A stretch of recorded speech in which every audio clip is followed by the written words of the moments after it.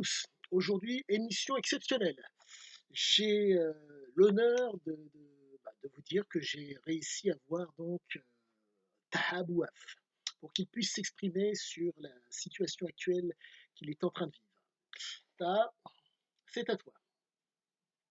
Bonjour, je suis Taha Bouaf.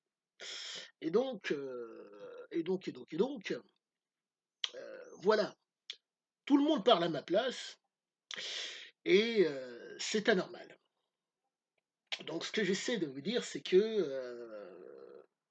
je suis dégoûté. Je suis dégoûté. Mais il faut comprendre que, à la différence, tu vois, d'un Strauss-Kahn qui faisait des choses en France, moi je suis, d'un milieu modeste, j'ai pas les diplômes, mais je me suis fait attraper et encore attraper, bon, pas par la justice, hein, par le parti. Donc moi, on vient m'emmerder. Bon, excusez-moi, tataillé, au revoir. Non, bon, pardon. Heu, C'était juste, bon, un petit délire à 2 balles, mais c'est juste pour parler de cette histoire qui est fantastique. Le principal intéressé, qui parle français, qui vit en France, il peut pas s'exprimer. C'est quand même fort de café. Les victimes n'ont pas été reçues par les tribunaux, mais par le parti. C'est formidable. Hem, Franchement, chapeau. C'est un très, très, très bon traitement de l'information. Pour reprendre les propos de monsieur Rousseau, commençons d'abord par écarter les faits. Là, c'est vraiment proprement stupéfiant. Les hauts fonctionnaires, les polytechniciens, les hauts fonctionnaires français, leur mission n'est pas de travailler, mais de diriger le travail des autres. Force est de constater que, on est quand même dans une situation qui est sacrément drôle. Le principal intéressé ne peut pas venir parler, mais tout le monde parle pour lui, sur tous les médias confondus. Je ne dirais qu'une seule et unique chose, chapeau à tous. Vous êtes en train de faire en sorte que le dégoût s'installe dans le pays. Et je tenais vraiment à vous dire chapeau bas. Parce que vraiment, euh, pour peu que ça soit réellement un agresseur, que la justice s'en occupe. Que si les victimes réellement ont été atteintes dans leur chair, que la justice s'en occupe. Mais là, il n'y a pas de justice, il y a juste, et ça c'est vraiment fort de café de votre part, il y a juste le parti qui s'en est occupé. Et bien sûr, par des manœuvres qui sont du feu de Dieu. Madame Bombonneau, Monsieur Quatrenince, Madame, comment ça s'appelle, Autain. Alors là, vraiment, franchement, vous avez fait quelque chose de génial. J'avais vraiment, je ne regardais plus la télé. Là, je peux vous affirmer une chose. Toute émission politique, quelle que soit, je ne les regarderai plus. Je me contenterai des commentaires et des sous-titres, et encore. Parce que vraiment, vous êtes proprement euh, dégoûtant. Non, pas dégoûtant, mais vous êtes hypocrite. Mais c'est une qualité, c'est une qualité. Rendez-vous compte, aujourd'hui, le problème que nous avons, le scrutin actuel fait qu'aujourd'hui, il y a plus de 50% d'abstention et vous êtes soi-disant représentatif du pays. Vous rendez-vous compte que vous devez donc vous partager les 49% restants et sur ces 49%, vous allez faire 25, peut-être pour certains, voire moins. Et au lieu d'être payé au prorata de ces 25%, pour faire simple, au lieu d'être payé 100%, mais juste 25% de ce que vous désirez, vous êtes payé à 100%. Donc c'est proprement dégoûtant. Pour ceux qui n'auraient pas compris, malencontreusement, ces messieurs et ces dames, pour peu que vous faites euh, 15% de travail ou 25% de travail, comme c'est le cas pour certains par rapport à leur score dans différentes élections, ils vont toucher 100% de la somme, tandis qu'ils font que 25%. Et on devrait normalement toucher 25% au prorata. Mais c'est jamais le cas. Donc franchement, chapeau bas. Donc il faut comprendre que vous êtes complètement décorrélé du réel.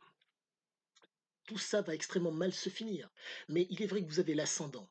L'ascendant par le bien, l'ascendant par le vice, l'ascendant par le mal. Chapeau bas. Et c'est une qualité. Euh, je vous donne mon avis sur la raison pour laquelle ce monsieur a été euh, évincé. Il n'a pas les diplômes. Il ne fait pas partie de la caste. et je pense que c'est la grande raison qui a fait que. Il aurait eu, entre guillemets, «le pédigré» tel que, comment il s'appelle? Monsieur Boyard, qui passe les diplômes, qui fait plus ou moins des études supérieures. Il aurait été accepté. Le problème, c'est qu'il n'avait pas toutes ces choses-là et si vous voulez, heu, on parle d'un aspect sulfureux, mais il est tellement sulfureux et il est tellement problématique que la justice ne peut pas s'en occuper. Mais par contre, le parti peut s'en occuper. Non, il y a un moment donné, sincèrement, je ne peux vous dire qu'une chose, bravo. Heu, j La République, je ne dirais pas qu'elle est entre de bonnes mains, mais je sais que, heu, nous pouvons en tout cas ça ne peut qu'aller bien, ça ne peut qu'aller mieux.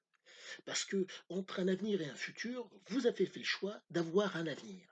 Moi, mon problème, il est le suivant. Quand j'entends vos discours à tous, madame Autain, monsieur, Mélenchon et tant d'autres, qui proposent d'endetter le pays pour nous permettre de vivre correctement. Je vous rappelle que pour peu que vous regardiez par vos fenêtres et que vous regardiez en dehors de vos bureaux respectifs, il n'y a pas une rue parisienne ou une rue en province où il n'y a pas des arbres. Ce qui veut dire que le seul français cultivable, nous pouvons faire avec ce que nous avons chez nous. Aujourd'hui, messieurs, dames, messieurs les politiques, pour ceux qui écoutent, sachez que on est tributaire de nombre d'autres pays. Le jour où ces messieurs et ces dames vont vous dire, mais monsieur, ce que vous me tendez, c'est un bout de papier. On est mal.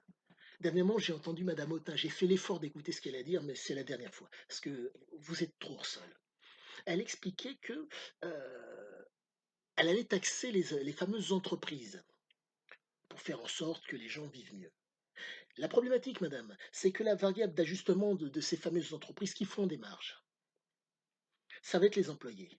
Vous allez avoir des gens qui vont être foutus à la porte. Grâce à vous. Grâce à vous. Je vous rappelle que durant les 2 ans de Covid et les 2 ans de Gilets jaunes, en tout cas 2 ans de Covid où personne ne bougeait, vous étiez en mesure de baisser vos indemnités. Vous l'avez pas fait. Vous auriez dû le faire, puisqu'au même titre que tout le monde, vous mangiez 3 fois par jour. Hein. Mais enlever les 7 000 € et quelques que vous touchez, si c'est pas plus, pour faire en sorte que le pays aille mieux, non. Mais par contre, permettre à votre élite, sans être dans le mépris, de pouvoir utiliser 1 milliard pour, entre guillemets, qu'elle se porte bien, c'est normal. Je tenais à vous dire une seule et unique chose. Attention, quoique, pardon, excusez-moi. Euh, Vous êtes en train de mettre dans le pays des tensions. Ah, pardon, la misère. La misère, des tensions, des troubles, la guerre. Voilà comment ça se présente. Je sais que mon propos vous importe peu, puisque avec un papier-monnaie et compte tenu même pas de l'autorité, oui, quoique de l'autorité sur certains, de votre capacité à diriger, vous pourrez, en cas vraiment de trouble, vous barrer dans un autre pays. Mais nous, on n'en a qu'un seul pays. Il s'appelle la France. Et on l'aime, quand même. Donc, c'est même pas quand même. On l'aime, point barre. Mais je tenais vraiment à vous remercier et je vous dis, euh, je ne peux pas vous dire de continuer, mais sachez que voilà, quoi, c'est marrant. Quant à Monsieur Bouaf, j'ai fait cette vidéo sur le signe, entre guillemets, de l'humour, qu'il n'en prenne pas ombrage. Mon objectif n'est pas de me moquer de ce monsieur, mais de faire constater que aujourd'hui, euh, le pédigré d'un homme tel que Monsieur Bouaf ne lui permet pas comment dire, de nous représenter. En tout cas, il lui permet d'avancer. Parce que le problème qu'il y a, c'est que votre pédigré, malheureusement, monsieur, vous a permis d'arriver là où vous en êtes. Parce qu'il y avait moyen de vous éjecter. Et aujourd'hui, si vous prenez un homme qui est bien, cet homme bien, vous n'en voulez pas. Par contre, celui qui est dans le vice et dans le mal, bizarrement, celui-là, vous le voulez. Je tiens vraiment à vous féliciter tous autant que vous êtes. Pour permettre de telles choses, ce qui est tout à fait normal, compte tenu du fait que 50% d'abstention, si ce n'est pas plus, dans nombre de scrutins, des gens qui seront élus avec des scores complètement dérisoires, donc qui ne sont plus représentatifs du pays. Tout ça est normal. Je vous le dis, euh, la grande force que vous avez eue et la grande qualité que vous avez eue, vous avez conditionné les Français à accepter cette situation. C'est très bien, il n'y a pas trop de troubles.